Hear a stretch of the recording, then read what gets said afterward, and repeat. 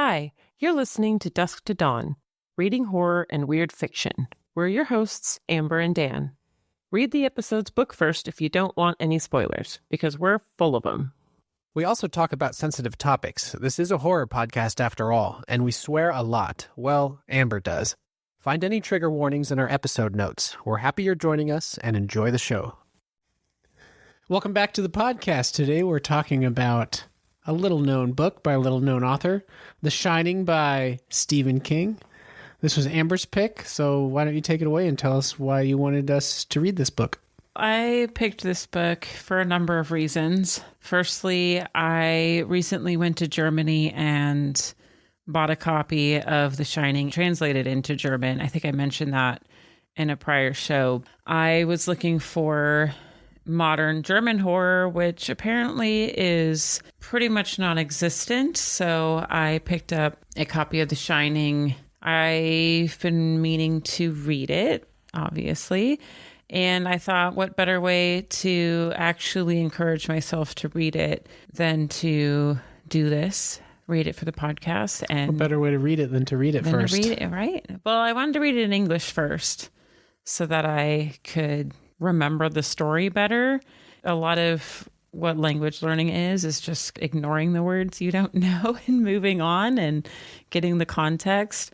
And it's a lot easier when it's a story that you're really familiar with. So we finished The Shining like a day or two ago, and I just started it again last night, and I read the first chapter in German. As we're recording this too, it is also winter, which would be your second reason. Yes. So my secondly reason is because I wanted to read this in winter months, and they are quickly disappearing into spring. So I figured now's the time to read it. And thirdly, I've been reading a lot of Stephen King recently and wanted to revisit something I hadn't read in a while. So for those of you who are not familiar with the story, why don't we give a quick synopsis of what The Shining is about? The Shining focuses on Jack Torrance, an alcoholic father who's gotten back up on the wagon, so to speak. He lost his job at a New England prep school in Vermont after attacking a student who was caught slashing his tires in retaliation for being cut from the debate team that Torrance was in charge of. As a last-ditch effort to keep his career afloat, Jack takes up a job at the Timberline Lodge, the Overlook Hotel in Colorado as a caretaker over the winter. Notorious for its harsh winters, the isolation lends the perfect opportunity for him to finish his play, yet he is soon distracted by the history of the hotel itself. Over time, we learn more about its past, and it becomes clear that the hotel is haunted by ghosts of the past. Jack becomes convinced that the hotel wants him as a permanent fixture, when in reality it wants Danny and his abnormally strong Shine. After months of slow disintegration, Jack becomes more violent while Danny finds that the images the hotel projects are becoming real and dangerous. He uses his Shine to call for Halloran, the hotel cook and fellow Shiner, who risks it all to come and save Danny and Wendy, his mom, from the hotel, which has already consumed Jack's psyche. So The Shining was published in 1977 and is King's third novel. First published was Carrie, followed by Salem's Lot, and then The Shining. And I believe the book he published after this is The Stand, right? Yep. Yeah, which is, I think, mutually one of our favorite King novels. This is a book that your dad ripped in half because we went camping and Yes, we were both reading it, and we're like passing the book back and forth, but we're at different points of it. So he's like, how about you just both read it at the same time? And he ripped it in half, which was horrifying, but also really effective. It worked. Yeah, we were both able to read it. Yeah, I remember that. That was traumatic. The only other time I've watched a book be ripped in half was when you ripped Ulysses in half because you wanted to take it to Ireland and you didn't want to bring the whole novel. And I probably read one page on our trip, but yeah. It's still on our shelf. It's been taped back together. And it's also not the only copy of Ulysses we have. I think we have like 5 or 6 copies. But anyway, yes. So 4 really good novels in a row. at least 4 novels that are pretty steeply ingrained in the American consciousness. So the main character of the story, Jack, is often described as fairly autobiographical for Stephen King, considering it's about an alcoholic school teacher who is struggling to write, which is something that in King's early career really resonated with him, as he himself was an alcoholic and a drug user up until, I believe, the late 80s. And so was definitely struggling with those things at this time, and had been teaching in school. I believe you found something out about Salem's Lot, right? He was teaching, I think it was an English fiction course. It was some kind of English class, and he was teaching Dracula, and that's where he came up with the idea of Salem's Lot. He thought it would be interesting to see what if Dracula met small town New England, and therefore we have Salem's Lot. So he does that a lot. He has a lot of what if scenarios with his writing to tie into what you were saying about based on King's life. I learned through some research that the hotel itself is an interesting backstory of how he came about with the idea of the story. For a short while after, I believe it was King's mother died, him and Tabitha, his wife, moved to Boulder, Colorado, and they stayed one night at the Stanley Hotel. This is actually the hotel that would later be featured in the TV miniseries that he co-produced. He wrote the teleplay and he wrote it. Was some kind of level producer. So he stayed there with his wife for an evening, met the bartender whose name was Grady. People were checking out because it was the end of the season, because this hotel actually did close for the winter until the early 80s. It would close. It was only seasonal. A lot of these things are in the novel itself. He imagined his son being chased down the hallway by one of the fire hoses that are attached to the wall, and therefore came up with what if I were to write a novel about this? He also came home one day to his son having taken crayons to some of his writing work, which infuriated him, and is very reminiscent in the scene in The Shining where Jack comes home to his own son who has thrown his papers around and messed them up. Mm-hmm. Hopefully Stephen King didn't break his son's arm. I'm pretty sure he didn't. I don't think that would have been a successful book. I think that would have been a little too Marion Bradley Zimmerman for that. Ooh. Maybe a little too dark. I don't know. Anyway, so the hotel itself does exist. He stayed there. He pulled tidbits from his stay to create the world. He stayed in room 217, right? That's right. Yes. I don't think I mentioned that. Yes. He also stayed in room 217. And it's fun because the hotel actually has taken to its now considered spooky past a bit. And for a number of years, they had the Stanley Film Festival, which was a horror film festival. Although it would be really fun to go to, they no longer do it. I don't know if it was a temporary halt, but they have stopped. Films that they had shown in the past included Cabinet of Dr. Caligari and The Nightmare Before Christmas, which I thought would be so cool to see. That would be cool. Yeah. Yuli did play the Shining board game with us, so he might appreciate that. He did, yeah. Yeah, so speaking of the franchise of The Shining. Let's see, we watched The Shining, we read The Shining, we played The Shining, and we watched The Shining? Yes. Is that correct? Yes, and we might go see The Shining. Correct. And possibly even buy a Shining rug. So we read the book, obviously. We watched the TV miniseries, which King was involved with, and followed the book pretty consistently throughout. We played the board game called The Shining, which was fun, but it was a little fast and a little too easy. Our 6-year-old was able to play it, and it was, there was only a few hatchets and knives. It was fine.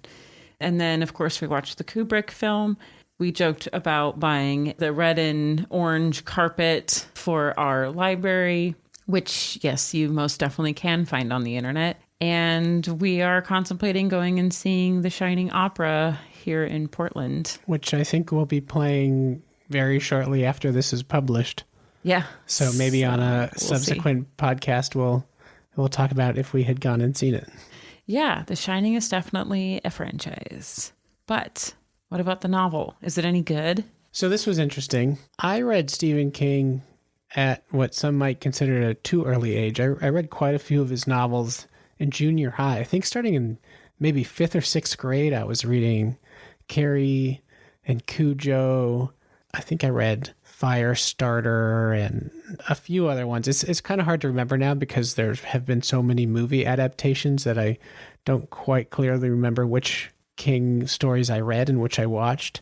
But looking back on that, I always had thought I was a precocious reader, which I'd say I still was. But reading King now, it's, a 5th grader could read that. You know, a 5th grader who likes reading books. The prose is not challenging. King really excels in pacing and storytelling.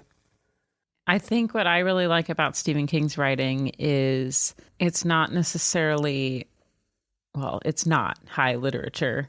Is it even medium literature? But see, I think you could argue that some people definitely argue that his writing isn't very good.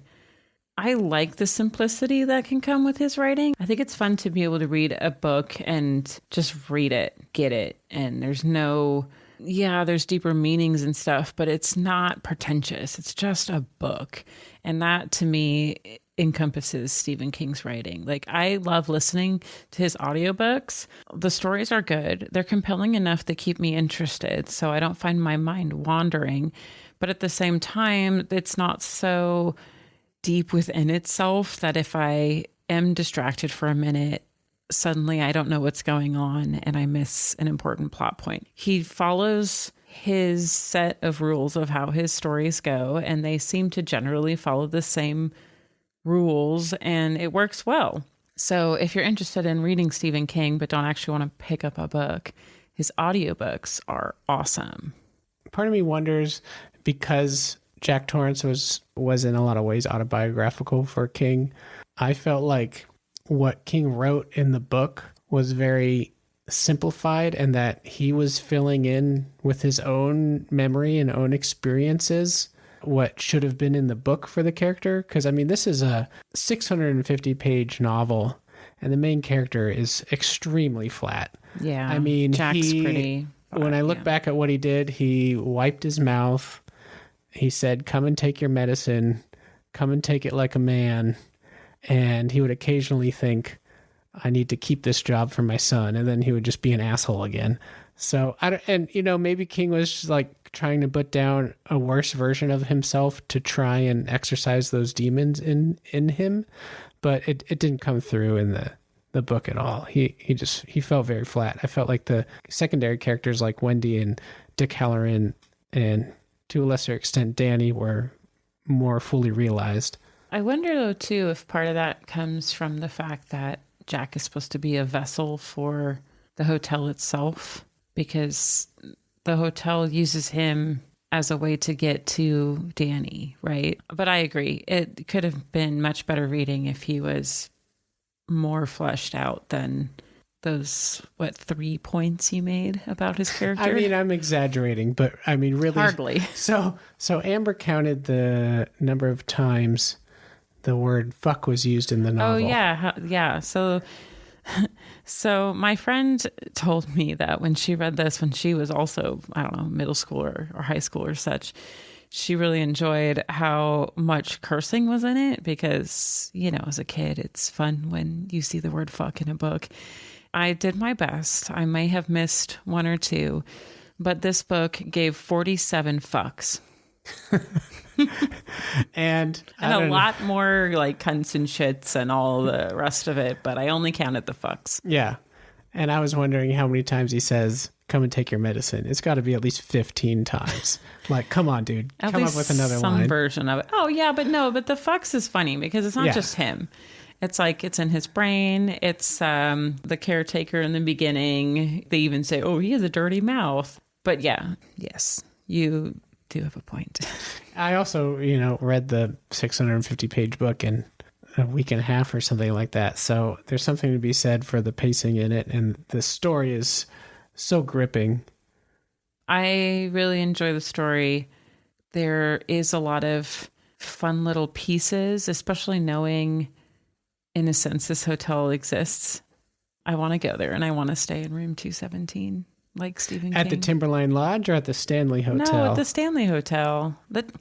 Okay, so Dan made a joke at the beginning about the Timberline Lodge, and it's cool because if you don't know, if you're not from our area, the exterior of the Overlook Hotel in Kubrick's film is filmed here in Portland at the Timberline Lodge, which is on our lovely Mount Hood.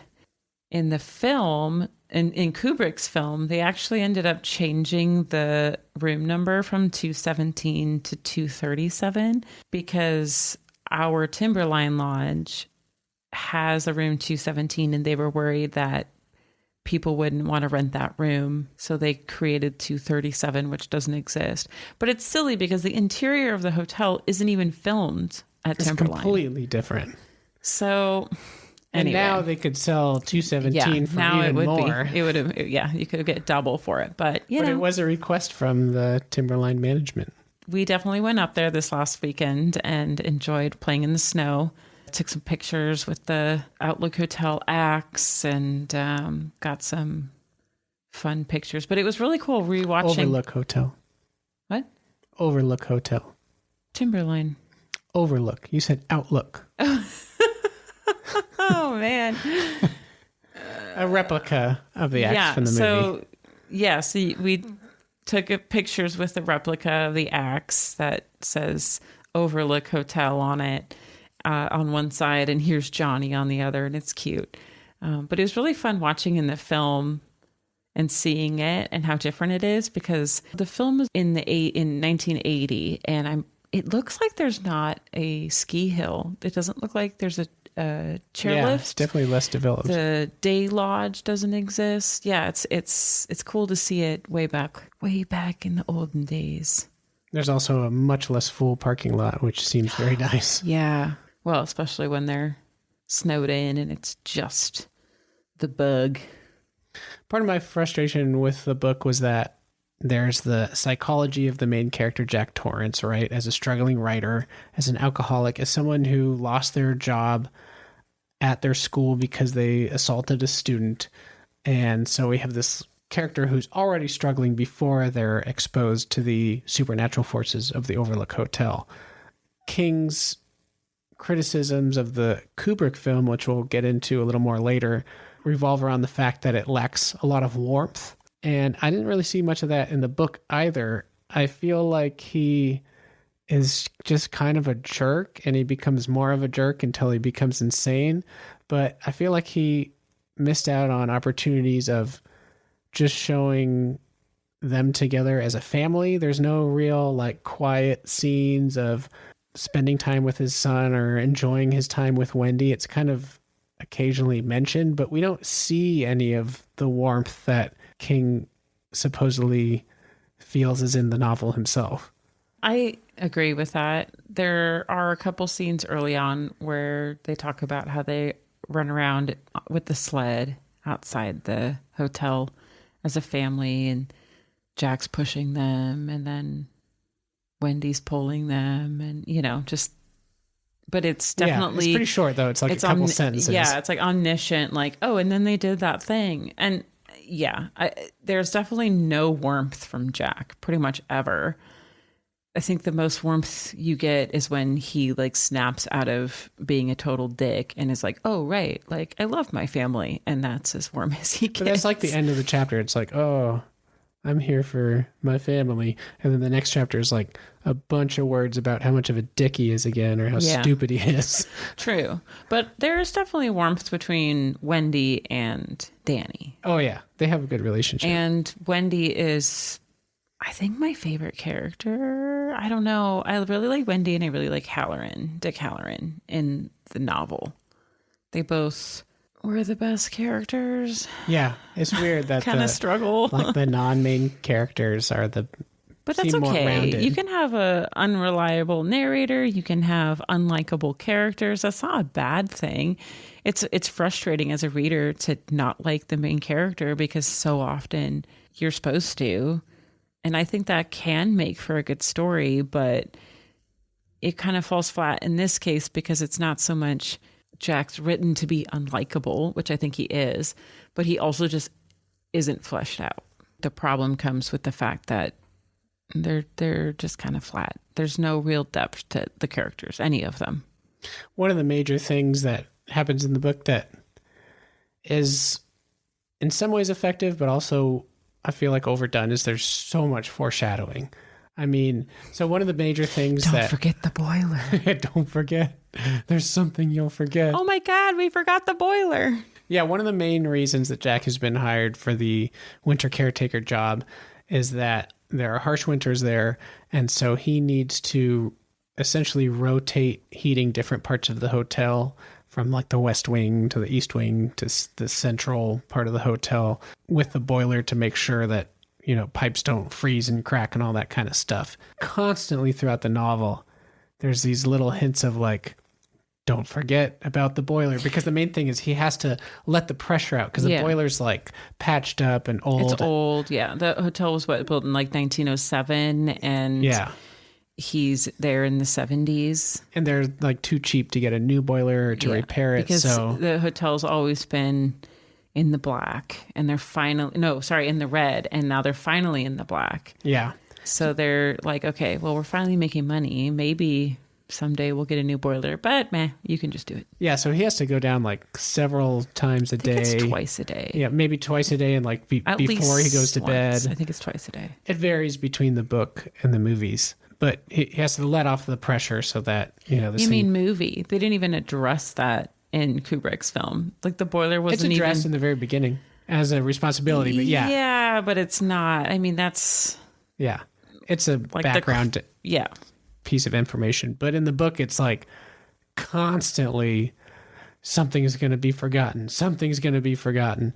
And then there's also... Danny, you'll remember what your father forgot. And I mean, there's a part of it like... Says Tony. It's kind of cool to set something up for you to realize like, oh, there's some foreshadowing or foreboding elements here, but it's just like you're just hammered over the head with it in the same way that you're hammered over the head with... There's an element of croquet or roque in the book, but we'll say croquet. It's similar. There's like big mallets, and Danny constantly has images of the swinging of these mallets down the hallways of the hotel with, you know, his dad, although you don't know. I mean, you know, as a reader, if you've got intelligence, that it's going to be his dad. Or if you live in the world that has The Shining, the film in it, even though it's an axe. I guess so. If you've seen social media, I'm sure you've seen a meme. Yeah, maybe I shouldn't say intelligence, since this has just been like ingrained in my head for decades now. But what I mean by that is that it's very heavily and often implied that there's going to be a scene with somebody swinging a mallet saying, "Come take your medicine." Which takes away from the moment that it actually happens. It takes away the suspense because you're expecting it. Like, you know, okay, yeah, I know the boiler's going to blow. I know that Jack's going to go at someone with a mallet. I know the topiary is going to go after someone. It's still creepy and it's still interesting, but God, his foreshadowing is so hard on this that it takes away from the horror element, which I guess is maybe why he considers himself a thriller writer. Yeah, maybe that strategy could have worked, of like really foreshadowing those things happening, but it could have been mentioned half as much. I also wonder, though, if it's a sign of the times, too, because King is one of the first, if not the first, major horror writer in American literature. Like, horror is big now. There are tons of novels coming out all the time, but I feel like he was the first non-pulp, and I say that hesitantly, but he was the first big name in horror. So he was the one who wrote the rules. And now, through years and years of reading and watching films, we have different expectations when we read and watch horror of how to make things scary. Yeah, and I think as readers, and you can really see this in television, right? Like, there used to be a lot more hand-holding of what's going on. Oh, yeah. I mean, you think of the old classic slashers. It's pretty much like woman runs and screams, woman falls over because she tripped on a pebble and lays there and waits to get murdered. And today it's like, come on, that's boring. You got to like really run and like, oh, the keys don't start. Okay, I roll. Like the car should start and you should get away. And then like, they do something more extravagant. And we might just be seeing that in The Shining a bit too. I interrupted you. Sorry. You were saying you see that in TV. Well, just the fact that in terms of more complex stories and more ambiguity, because as watchers and readers, I don't know if it's that we have gotten better at taking in stories, which is probably part of it, or if authors and writers have learned that they don't need to hold our hands and that like we're not as dumb as they think we are. Well, I think it's just a matter of we've gotten used to it. I recently watched on the Shudder streaming platform, they had a series on horror. When they were talking about horror comedy, they brought up the fact that once you get so used to a trope, it becomes ridiculous and then it becomes comedy, right? So like I just said, the woman running away and falling down and then she gets stabbed because she doesn't know how to run. That became such a common trope that it wasn't scary anymore, and then it just became funny. I'm surprised how often the can't start the car trope is still used. Yeah, I know. They're just doing that in that new Wolfman movie. They did that in the trailer, and it was like, come on. Oh, she finally gets it started. Oh, and then look, the windshield wipers go on. Magically clean this filthy windshield. It's like you literally can't see through it. And these old ass windshield wipers go. It's suddenly perfectly clean, and boom. Oh, look, there's the monster. Nobody's surprised. Like nobody. Yeah. It's so point being that once you've overused a trope, it loses its value as horror, but still can be used in horror, but just remolded into a different form of it. And I mean, I can think of how many authors have mentioned Stephen King as an inspiration, right? Of course. So it's easy to look back and say, oh, he was using all these tropes and like hackneyed conventions, but maybe at that time people weren't really. Well, yeah, that's my point. He's our first widely known American horror author. Like he's still writing bestsellers in the horror genre. So it's true when people call him the quote unquote king of horror. So to us now, sitting here in 2025, it's a little old-fashioned, but he wrote this in 1977. And to be fair, we're still reading this, 40 years later? Yeah, and I mean, I enjoyed it. It's really, like, the pacing doesn't let up.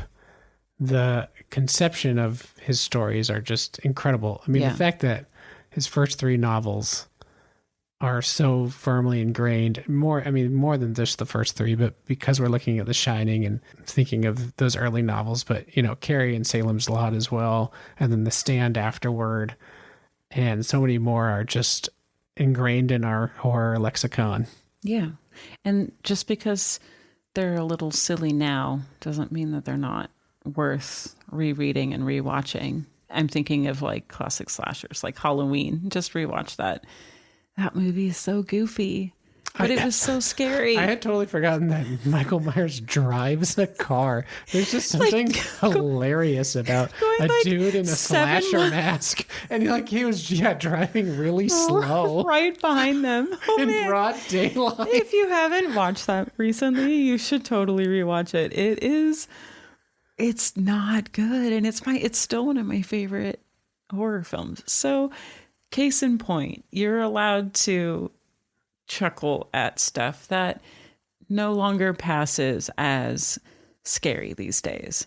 So what about The Shining, the book? And let's go back there for a second and talk about what are some of the scenes or characters or themes or anything like that that you really enjoyed or bothered you or whatever, but stuck out to you. It's a big book. There's a lot we could cover, but a few of my absolute favorite things, just small details that I really appreciated. For instance, part of what Danny is going to be doing over the winter is learning to read, and his parents want him to learn how to read because he's going into first grade. He's becoming a big kid. They have time. So they want him to read, and they keep saying, oh my gosh, he's so insistent and like pushing too hard to learn.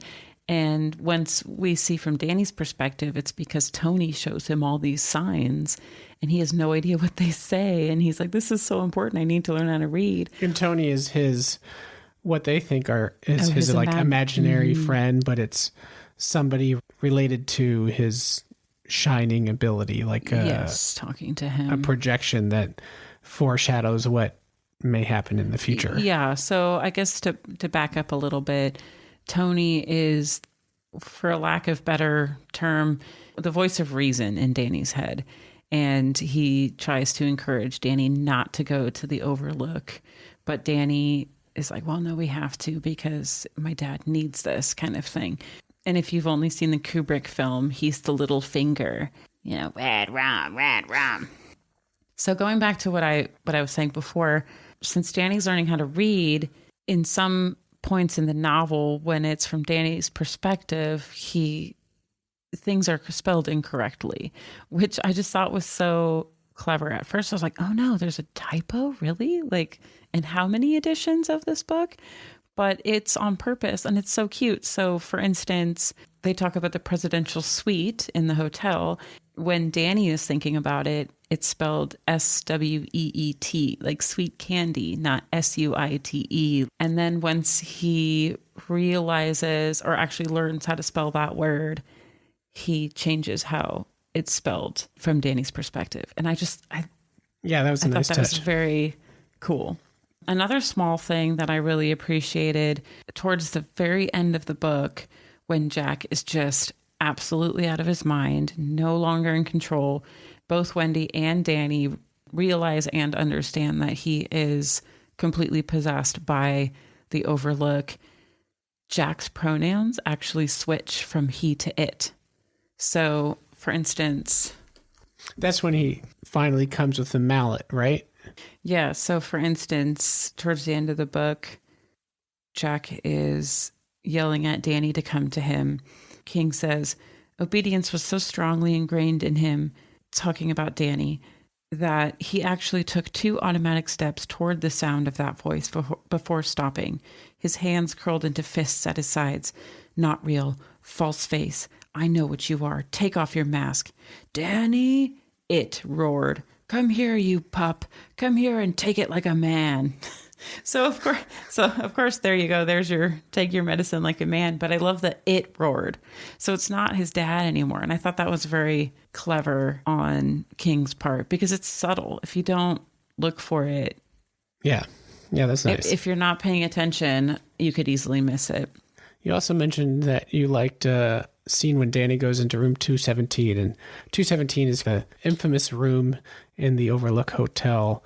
So 217 or 237 in the Kubrick movie is a room in the hotel that Halloran warns Danny against going into. While he tells Danny that nothing in the hotel can hurt him, and he even tells him, if you see anything scary, close your eyes and count to 10 and it'll be gone. And that works for Danny, at least early on, through some of the early scary instances. But in this room, it's the place where an older woman had stayed who was having a liaison with a younger gentleman, I think a college boy from nearby. And did she kill herself? She killed herself in the tub, right? Or is that even mentioned? So in the TV series, she had slit her wrists, but in the novel, I believe they found bottles of pills. So I think But didn't they have like the description of blood dripping from her fingers in the book too? I have it right here, actually. Her hands were frozen on the curled porcelain sides of the tub like crab claws. Her dead palms made squittering noises on the porcelain. Her breasts swayed like ancient cracked punching bags. Just love his descriptions. No, it says nothing about blood. Interesting. So that was another detail added by the movies. Yeah. Yeah, it's kind of funny when you watch a film too soon after, it starts to muddle the details. But she's some really powerful force in the hotel. Yes. That Danny's warned against. And so, of course, being, a 5-year-old kid, he's drawn to that room and wants to see what's inside. Especially because Dick Halloran tells him not to go into that room. Yeah. So, with any child, you tell them not to do it. The one thing they really want to do is exactly the opposite of what you tell them not to do. Coming from a mother of a 6-year-old. So this scene, what I really enjoyed about it, well, first of all, it's just a really creepy scene. Regardless if you've seen the movies or have read it before, it's still really well done.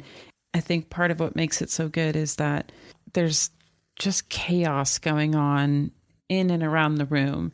So Danny actually goes into the room.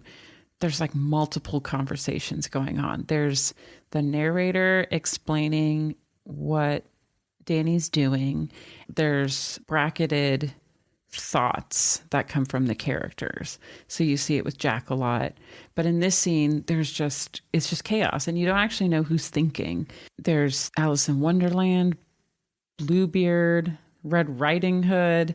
There's just so much going on within this one chapter. And I just love the different voices that are coming out. And it's just so chaotic. You're trying to figure out not only who's speaking, but what the hell they're talking about. At one point, it's, "What big teeth you have, Grandma." And is that a wolf in Bluebeard suit or a Bluebeard in a wolf suit? And and then it breaks to another thought. "Glad you asked, because curiosity killed that cat. And it was the hope of satisfaction that brought him," end of thought, "up the hall, treading softly over the blue and twisting jungle carpet." And it's just like, what? It's so chaotic. And I feel that in and of itself, this one chapter in room 217, chapter 25, is by far the best chapter. And this has one of the coolest parts regarding Jack too, because after we read this or see it, it's obvious that the hotel is haunted or possessed or whatever it is. Yes. There's clearly something evil in the hotel. And what's really cool is that Jack then goes to check it out, because after Danny's visit into the room, he has welts on his neck. The immediate thought from Wendy is that Jack has done this because there was an incident in the past where Jack hurt Danny while he was drunk and found Danny. Let it go. Yeah, messing Jack around. thinks. Yeah, Jack's like, she never stops talking about this violent drunken incident. My child's arm. How rude of her. I can't believe she's forgot. Just get over it already. It's only my kid's arm. So Danny comes out with welts on his neck, and as the reader, we know that it was from this fully physical, realized character in the room. But Wendy's like, "It's you," because Jack's already acting weird again at this point, and even though he's not drinking, and she was napping, and she was napping, he's starting to act weird already. So she's like, "God damn it, you hurt our son again."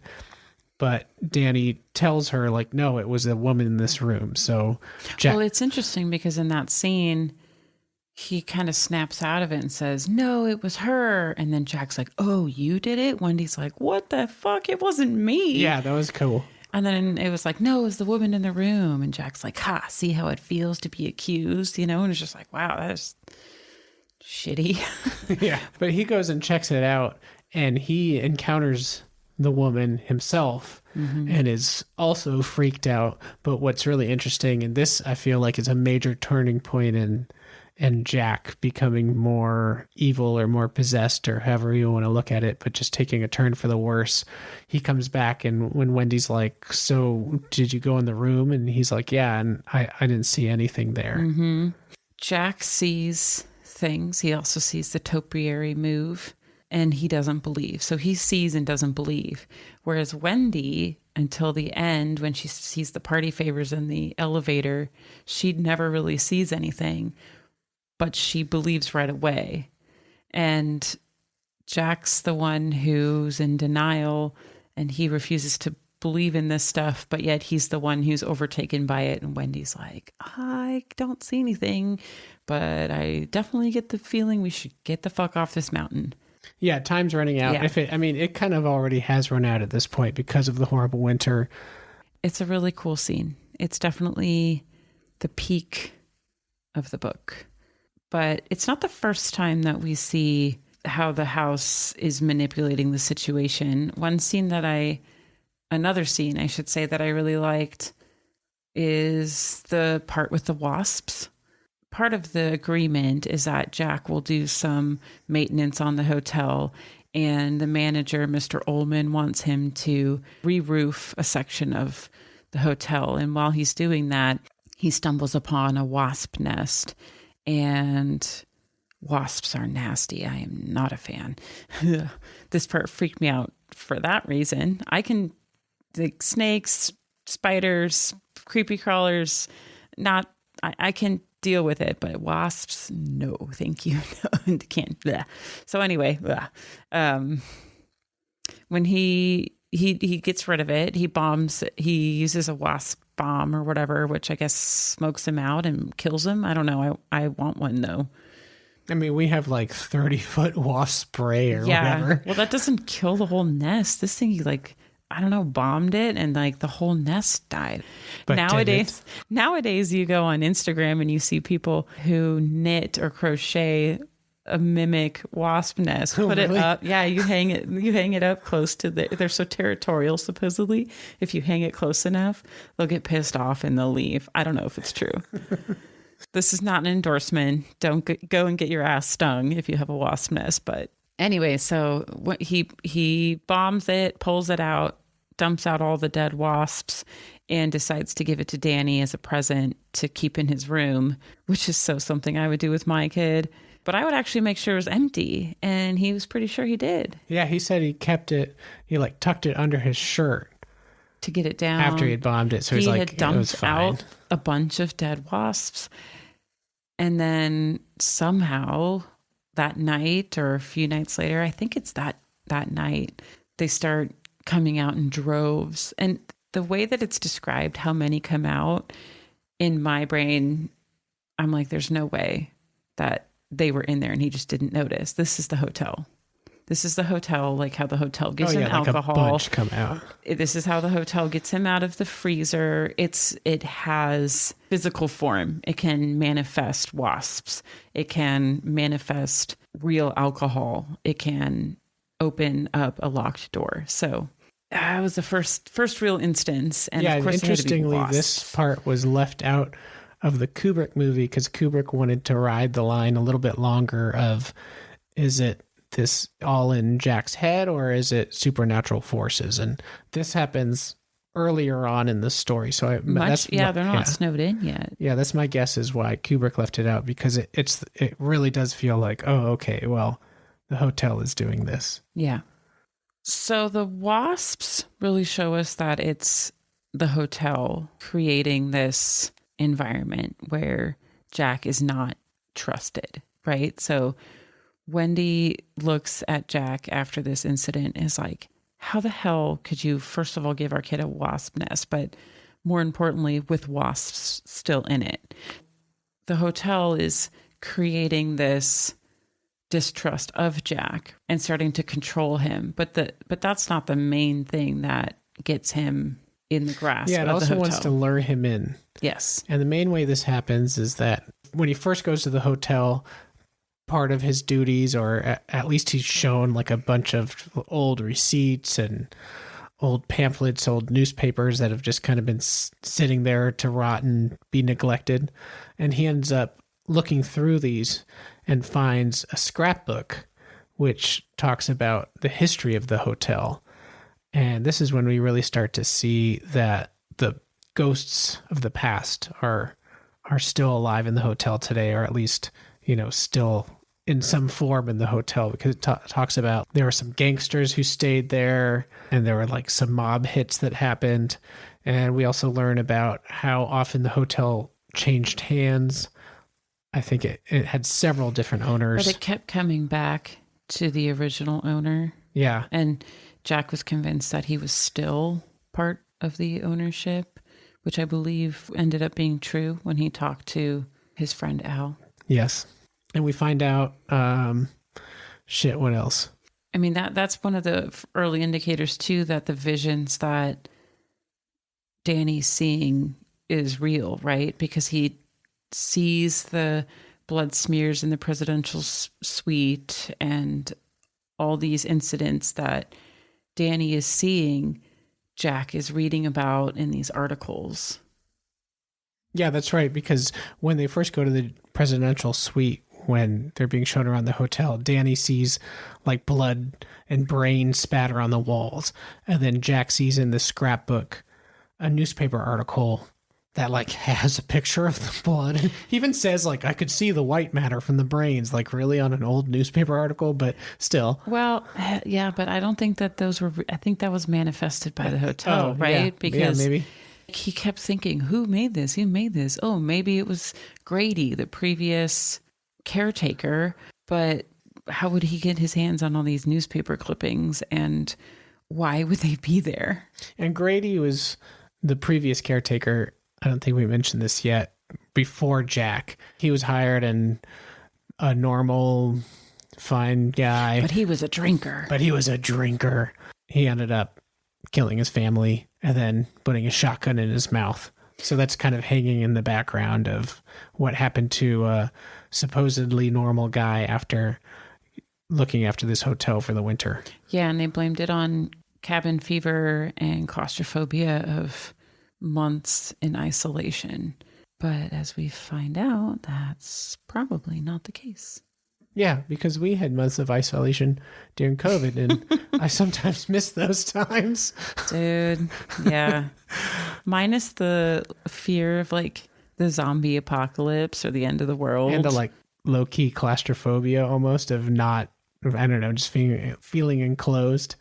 Well, yeah, during the fires, especially when Yeah. you literally couldn't go outside. So, yeah, But I do miss a lot of aspects of there's not anything that we have to do. We're not constantly busy. But we also didn't live in a haunted house, unfortunately and fortunately. Yeah. We also didn't have this huge ass kitchen with a year's worth of food. I mean, they had stuff. I just remember during COVID having conversations, as I'm sure many other people did, where they're like, when this is all over, I'm going to learn to keep things slower and not overbook myself and like enjoy a more leisurely life. Pace, yeah. And then the second COVID ended, or, you know, whenever we all decided it was kind of okay to come back out again, it's like busy. Right back to where we were. I mean, even I was almost busier because they're making up for it. Yeah. Well, and also I was like, oh, I'm so glad restaurants are going to have a new standard of cleanliness, and nope. It's like it never. Menus. It's smaller menus, worse food, way more expensive, and just as dirty. So anyway, wow, that was a tangent. So we have strong feelings about COVID.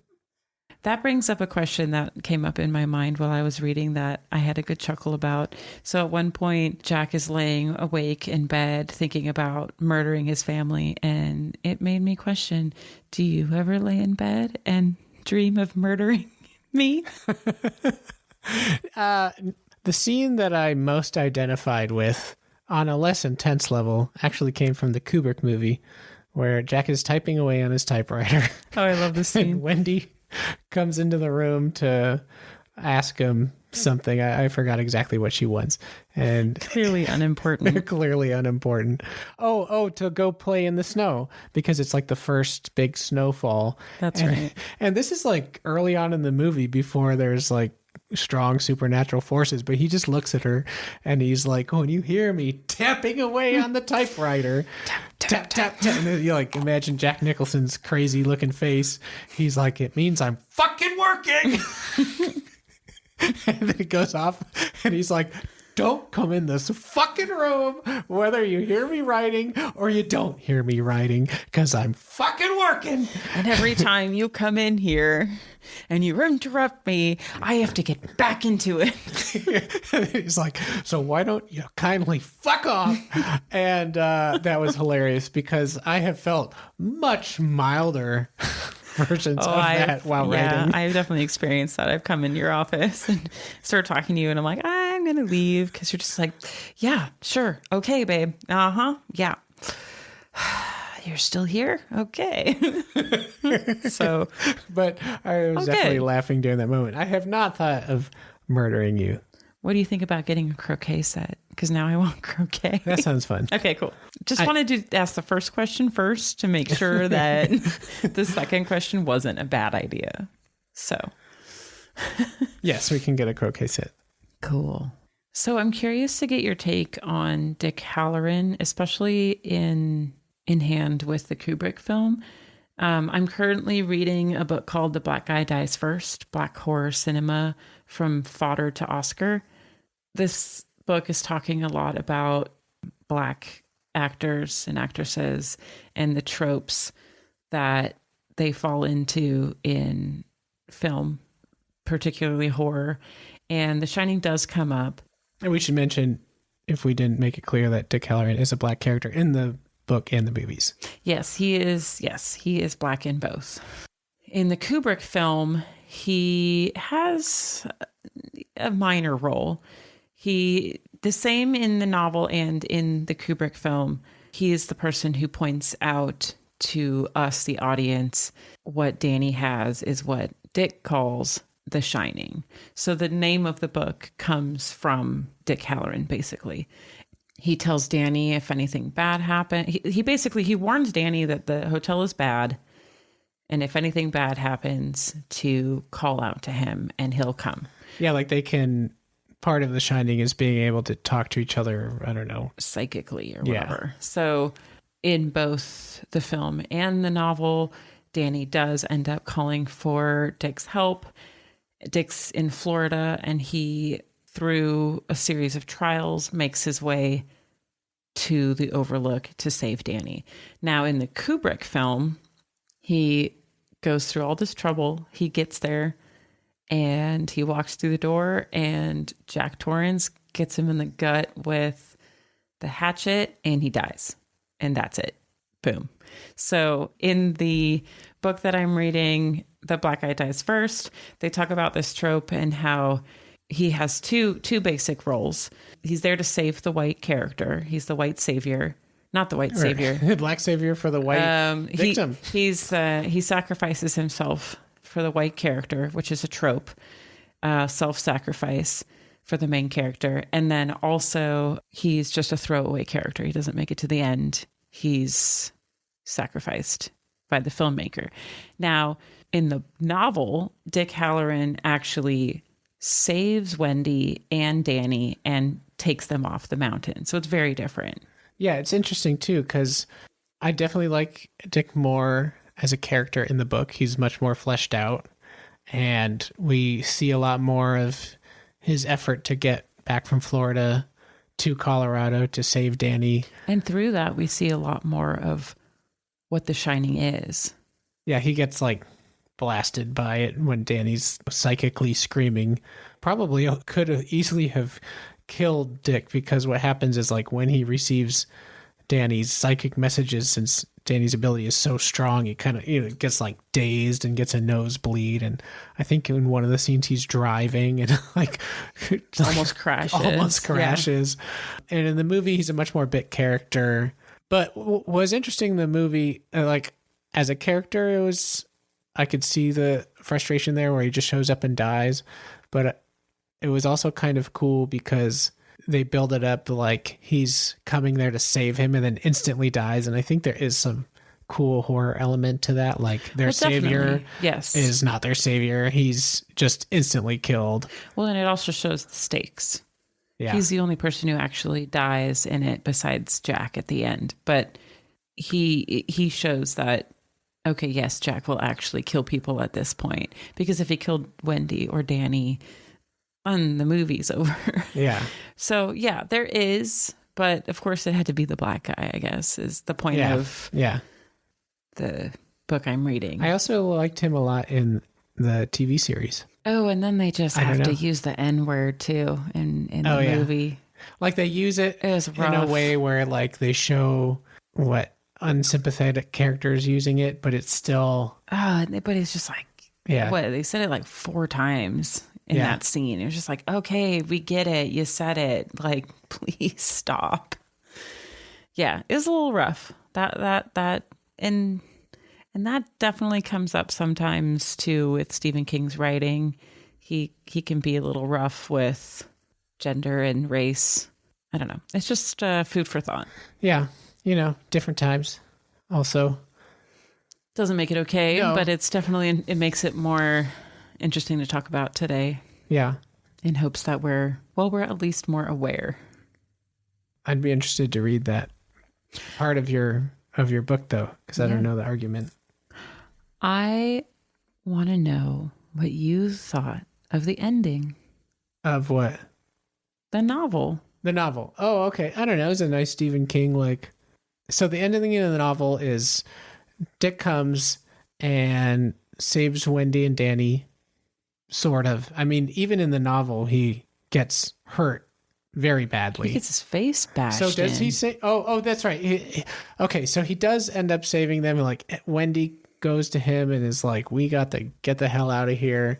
He gets Wendy and Danny out of the hotel before the boiler blows up. Big surprise.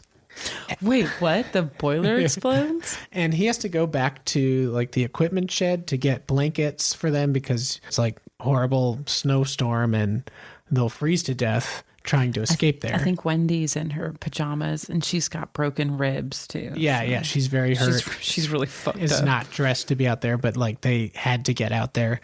And he goes into the equipment shed to get some things. And what's interesting is for a moment, the hotel tries to talk to him and like just kill them and be done with it. And for a second, he like almost gets caught in its grip. And apparently Kubrick had considered having that as an ending where he actually would kill Wendy and Danny. But obviously didn't go with that ending. Wait, Dick would have killed them? Yeah, like having that scene that would have been way cooler. that would have been way more progressive or just like unexpected. Jack attacks him with the hatchet and then he like fucks Jack up and then takes the hatchet and kills Wendy and Danny. That would have been crazy. Oh my God, that would have been awesome. Alternate ending, please. But then, there's the ending where it's, I don't know, sometime afterward and Wendy and Danny are with Dick is it in Florida? No, they're in Maine. Yeah. Okay. Finally make it to Maine. Yeah. They're in Maine and kind of just having like a nice summer afternoon. Danny's fishing off the dock. Yeah. And Wendy's sitting on a rocking chair on the porch. She's either knitting or reading a book. Yeah. Just kind of like, I don't know, a nice little cleanly wrap it up. Everything's better now. Not better, but I don't know. It seems like a classic King denouement of settled and some peace to be found among the characters. It was nice. It was cute.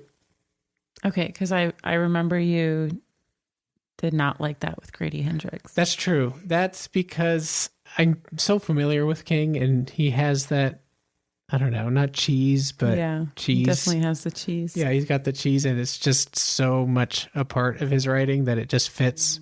Where I think with We Sold Our Souls, he goes to some really like dark, violent places and it could have had a harsher ending, but it felt like obviously any writer makes the conscious choice, but it felt like, okay, I'm going to wrap this up nicely where he could have left it more open-ended and more interesting, I think. Okay, so a neatly wrapped up story is not all bad. It's not all bad. It can be, because I thought it was fine. Yeah, it was fine. It was good, I guess, but it didn't seem necessary. I think it would have been fine if it just ended with them escaping with Dick. Yeah, King has never been very good with endings. Let's never talk about The Stand. Yeah, The Stand is wonderful until it ends. Yeah. The ending is so bad. Yeah, I don't know. A lot of his endings aren't that great. Apparently he does an outline, which I can see as a strength, but also is like, okay, like you can still think about the ending and rewrite it. But no, I don't know. This one didn't like bug me or anything. It was nice. That's good. Let's talk a little bit more about the adaptation. Specifically, let's talk about Kubrick's, because the TV movie or series is definitely a response to that. Yes. So Warner Brothers purchased the rights to the film adaptation of The Shining. It had to be soon. I think it was like thereafter. 1976. It was when the book was still in galley form before it was published. Okay. They purchased the rights to it. And then someone from Warner Brothers had sent the book to Kubrick. One of the cool things that I read about Kubrick is like, he said it was really frustrating to try to find ideas. Like he was a big reader and he would almost look for ideas by reading books and magazines kind of randomly, because he thought, a good idea can come from anywhere. So it kind of like had random reading habits. Just wasn't finding any ideas that stuck until this one came across his desk. And the way Stephen King told it, which Kubrick later said was totally farcical, but it's a good story, is that Kubrick would be reading these manuscripts or books, and his secretary would complain because she'd keep hearing like a thud against the wall, because he would read the first 40 pages and be like, this isn't the one, and throw it against the wall. And then one day... So dramatic. Yeah. And then one day he had received The Shining and there were no more thuds against the wall. Wait, and this is from... This is from King. Yeah. Oh, it's so literally dramatic. Yeah, which Kubrick said it was totally false. And then King also mentioned when he got the call from Kubrick, I think his wife was like, Kubrick's on the phone, and the first thing he said Kubrick said, which is really cool whether or not it's true, aren't all ghost stories fundamentally hopeful because it shows that there's proof of an afterlife? I forgot if that one had been confirmed or not, but it's also a cool story. Yeah. Kubrick then got the rights to The Shining. There's a couple interesting things about this happening. So he was really taken by the plot and just the conception of the book. He thought it was really interesting. He wanted to do a horror story, but King wrote a screenplay draft for this movie, and Kubrick didn't even look at it. He was not interested. One of the things he says in an interview when he's talking about editing down the story, because you can't keep everything from a 600 plus page novel in a 2-hour movie. Tell that to the Hobbit films. Yeah, right. So he's asked about, how did you edit it down? And Kubrick said, it is in the pruning down phase that the undoing of great novels usually occurs, because so much of what is good about them has to do with the fineness of the writing, the insight of the author, and often the density of the story. But The Shining was a different matter, as virtues lay almost entirely in the plot, and it didn't prove to be very much of a problem to adapt it into a screenplay form. And he mentioned he thought the writing was weak, and he wrote the screenplay himself along with somebody named Diane Johnson.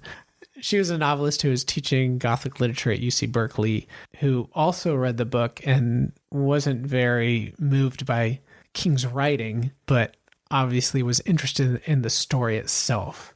And so what's fascinating is that when the movie was being promoted and Stephen King, saw it in a private screening, he was like, oh, this is good. But then later went on to say that he didn't like it, that it didn't really have any heart, that Jack Nicholson as Jack Torrance was crazy and mean to begin with. And he stuck with this line for a long time and maybe still sticks with it. But it seems like there's some personal injury felt on his part in terms of really sticking to the idea that the movie wasn't a very good adaptation, which is in large part what led to the TV series of The Shining, which he did write the script for. And it was pretty good. It's in the 90s and cheesy, but it's very accurate. Well, it's accurate. I guess good, meaning in relation to keeping with the novel. Do you remember the show Celebrity Deathmatch with like the claymation? Oh, yeah. I would love to see Stephen Kubrick King versus Kubrick. I feel like that would actually work really well. It's funny because years ago I reread The Shining and then watched both the TV series or TV mini series and Kubrick's film. I remembered thinking that the TV series did a very good job sticking with the book and Kubrick's film not so much. And then I think last year I rewatched Kubrick's The Shining and thought it was really good. I was like, oh man, I don't remember it being that great. And I think it's because I was trying to compare it with the novel and doing that again just this past week. I kind of have the same feeling again. Well, the TV series was fine. It was the 90s. The Danny is so tough. bad. Well, and the Kubrick one, get kid actors. It's rough. It's rough out there. And honestly, you don't really want them because then they grow up to be very sad adults. But anyway, not always. It was fine. The TV series is fine. If you want a close rendition to the book, watch that. Yeah, it's very accurate. If you read The Shining, don't watch the Kubrick film right away because he definitely does rip out the guts of the novel. He really does. I feel like he makes it all in Jack's head and Jack's just a crazy son of a bitch. You can say that the hotel gets him to do it or whatever, but nah, I don't. Yeah, it's much more balanced on the side of his psychology. It's just like, hey, look at Jack Nicholson being absolutely fucking crazy. And look at it those works. crazy eyebrows. It works. Yeah, he does a fabulous job, but it's not Jack in the book. Jack's flat. Yeah. And King had even said later on that Shelley Duvall's Wendy, he described as a screaming dish rag in the Kubrick's movie, which even though her performance I think is really good, I could agree. Like she's being really a screaming dish rag. Yeah, she's a great screaming dish rag, but she is, you know, when he's like, get the fuck out of here, she's like, okay. Yeah. Yeah. Yeah. And in the novel, I really liked Wendy. I think she stood up a little more to him. I felt that she didn't necessarily stand up to him a whole lot, but she knew why she wasn't doing it. And she was more often like, worried. What's going on, Jag? Yeah. And she was worried about her safety, especially her son's safety and Jack's safety. So she was trying to just avoid that horrible person that she kept seeing him becoming. And I feel like the Wendy in the Kubrick film was more just like, I don't know. She just kind of went along with it. And I don't know. Jack is so crazy off the bat in the movie that you can almost imagine that their marriage has just been on the rocks, but none of that's explained. I don't know. She just seems like a deer in headlights. Like, yeah. What? Oh, I guess I should. I mean, there's the cool scene with her in the bat. Yeah. I mean, when she hits him with the bat, I like that part. That was a cool scene. Some good agency there. But yeah. Supposedly, it's the 80s, man. It was what can you do? Really stressful for her on set because so many of her scenes are her like crying and at such a high tension of emotion, and so to like keep her in that frame of mind was just really stressful. Yeah, I can't imagine. No thanks. No wonder she looks so haggard and freaked out all the time. She's like, oh my God, losing my mind making this film. We keep talking about the Kubrick film so much because I feel that really is a big part of what The Shining has become. Yeah, it's a classic novel, but 9 times out of 10, I think if someone says The Shining, someone in their head is saying, here's Johnny. They're not thinking of... Yeah, which is not in the book, and neither is come and take your medicine. All work and no play makes Jack a dull boy. Not. That's straight from that movie, which is like the first thing a lot of people, I think of when they think of The Shining. No, here's Johnny. Yeah, right. Okay, right. But that like totally is those first. two things. Right, and neither of those. And the maze. The hedge maze is also not in it. But my point being is that it has brought up the question with us talking about it of what is considered good horror then. Like, is the novel good and Kubrick ruined the novel? Is Kubrick's film good and he fixed the novel? Or are they both good in their own right? And how can you determine that? Do you prefer one over the other? No. Your favorite's the TV series, isn't it? I mean, the TV series is I still enjoyed it, and it's very accurate. Yeah. But it's very much a product of 90s television. But what's really cool is that they filmed it on location at the Stanley Hotel, which is what the novel is based off of. So that part is very, very cool. And I also remember thinking when I had first seen it, I don't know, however long ago it was, thinking it was so cool because it was so faithful to the novel. I remember when I was younger liking when there was a movie adaptation or whatever kind of adaptation there would be, that it would be faithful, and it's obviously a case-by-case basis, but I like this way more, not necessarily whether I like the Kubrick movie or the book more, but I like it that it's different. I don't want to see the same thing. It's kind of the same with music when someone's like, oh, band sold out. It's like those previous albums are still there. Just like if you love their early stuff, just listen to that. And this is one of those things where it's like, if you want accuracy to the book, read the book. Yeah. Well, it's like Star Wars, right? Everyone wants the same thing. And then if you don't get it, like the prequels, everyone hates it. And then when you do get it with the sequels, everyone hates it. Yeah. I like it. This very much felt like someone who had read the book and then just did their own interpretation of it. And I think that's way more interesting. Yeah, I agree. I think maybe it was just a little too close in time. Like the film came out 3 years later. Yeah. And maybe if it had simmered a bit longer on the, I don't know film terminology on the, anyway, if it had just sat a little longer, honestly, I don't think it would have mattered. Yeah. No one cares. And it makes me wonder too. The only reason we care is because we're talking about the book. And like with King's dislike of the movie, it's interesting because, not to get too much in the psyche of the author, because I don't know it, but how much of the frustration comes from the fact that Kubrick didn't even read his screenplay version and picked like a university professor who was also a novelist, but he has mentioned things like, the ivory tower class or whatever. So I wonder if he felt spurned. And also it's been brought up that because Jack Torrance is a bit autobiographical for Stephen King, that by Kubrick kind of dismissing his writing, maybe there's some personal injury there of like, well, this character is personal to me and you're changing it.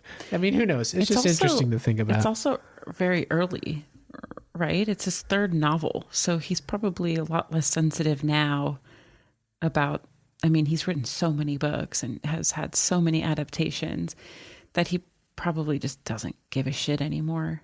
But it also makes me think about the author is dead. That concept of once the book has been finished and published, it is no longer the author's book. It's now the people's book, right? Like that happened with that conversation came up a lot with Harry Potter.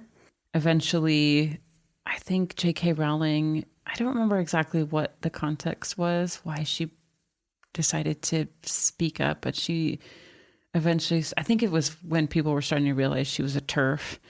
And she's like, yeah, but Dumbledore is gay, so I can't be a TERF or something like that. And it was like, what? Just things that are like not at all in the book. Yeah, and just like she was trying to keep her novel hers and like trying to stay relevant within it. And it's like, no, dude, your books have become its own thing. And I think this is another example of that, right? Like Stephen King wrote this novel, he wanted it to be this, and Kubrick's like, yeah, but now it's in Warner Brothers' hands, and I can do what I want with it. The author's dead. The story lives on. Yeah. I feel bad for King. I don't feel bad for Rowling.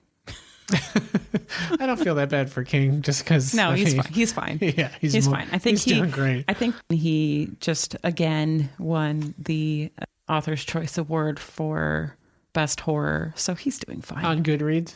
Because he's the most well known. Not to say he doesn't deserve it. I haven't read any of his recent things, but that feels like, oh yeah, Stephen King vote. I have definitely voted at least once or twice for authors that I haven't read that specific book yet. So. Right. Not terribly often, but I have done it if I hadn't He's read like an anything. institution. It's like, oh, Stephen King, yeah. Yeah, but I'm pretty sure he still writes his own books, unlike some authors.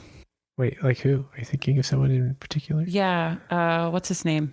Oh, like James Patterson kind of thing, yeah, right? Like James Patterson. Yeah, he's got like a team or something.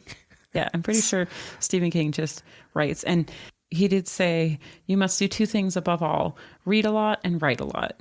A fun bit to think about with that is that unfortunately, I didn't think about it until I was about halfway through the book, but he did mention a lot of books that Wendy was reading, for instance. Yeah, there's a Shirley Jackson call There's out. a Shirley and Jackson. Several others, like you mentioned. And The Haunting of Hill House. And when he wrote this book, he was influenced by The Haunting of Hill House and The Fall of the House of Usher. So that's a fun thing to think about. But I don't think he really portrayed Shirley Jackson's vibe by any means. No, not at all. There was a haunted house. I'll give him that. I just want to point out two more little tidbits that I noticed connected back to other things that we have previously read. Jack says that he, quote, practically sold my soul. So, shout out to We Sold Our Souls. And then Danny thinks about getting stuck in a refrigerator at the town dump, which reminded me of Yoko Ogawa's story. And then I ended up showing Dan that scene in Indiana Jones and the Crystal Skull when he's at basically Nuketown in Call of Duty and survives by getting stuck in a refrigerator and is magically able to open it. Yeah, he's totally fine. He's totally fine. So ending it with full circle from previous reads, what are you reading right now? Right now, I've been reading Punk Rock Ghost Story because that's the next novel on our list after The Shining. That's coming up next by David Agranoff. You have to balance out all that metal. Yeah, well, we read the metal story, and so I was like, hey, come on now, we need to read some punk rock. And I'm really enjoying it. I'm very excited to talk about that. And just like we did with We Sold Our Souls, there will definitely be a playlist shared from bands mentioned in the book.